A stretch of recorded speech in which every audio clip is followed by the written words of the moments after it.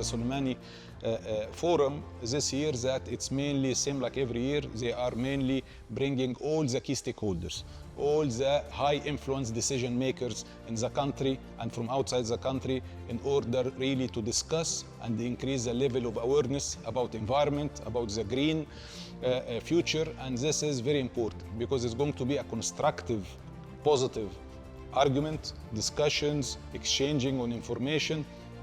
And this is really what is going to help leveraging all the levers of the economy and all the actions that we need to talk about, and we need to come out from this forum with such a list of actions that is going to help our process here.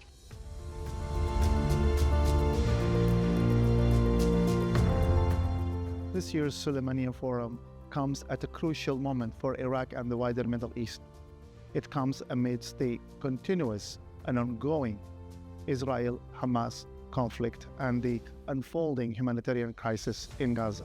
But it also comes at a time of increasing uncertainty for Iraq amidst the changing role of the international community in the country, as well as economic volatility and increasing uncertainties around issues such as federalism.